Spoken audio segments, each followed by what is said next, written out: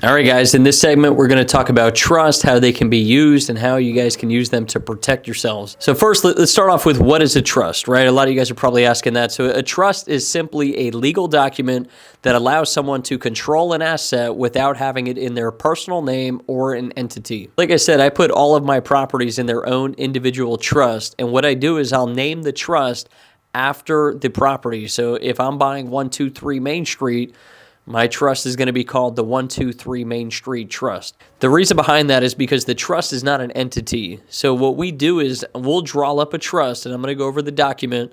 It's a very simple document, and more or less, I don't record that document with the counties.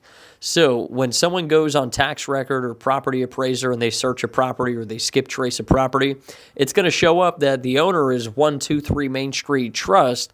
But because I've never filed or had that document, the trust document recorded, it's impossible to see who's behind the trust. They would literally have to come to my house, go in the filing cabinet to see who is in control of the trust. So if you're never able to be found, how are they going to sue you? All right, now let's go over the agreement. So inside a trust, you have two parties. You have the beneficiary and you have the trustee. So let me explain. So the trustee is who's holding the legal title of the property. Now, the beneficiary, that's who gets the benefits of the property. So you want to make sure you list yourself or your LLC as the trustee and the beneficiary. So starting out, we got to name the trust. So if we're buying 123 Main Street, then I want to name it the 123 Main Street Trust.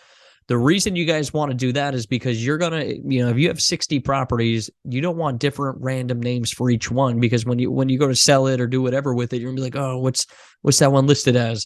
So this just keeps it super easy. If you want to go sell 123 Main Street, it's the 123 Main Street Trust, right? Like we were saying earlier, trustees and beneficiaries. So first, you're going to put the date that it was created. So you'd put the date that you're filling this out. Right here is going to be where you're listing the trustee. So it'd be you or your LLC. And then down here is where you're listing the beneficiaries, right?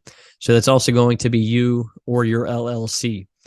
Again, like I was saying, the trustee is the legal holder of the property. The beneficiary is who gets the benefits. So just because the trustee has the control of what happens with the property, that does not mean the trustee gets the proceeds of the sale. So very important that you have the same name listed here.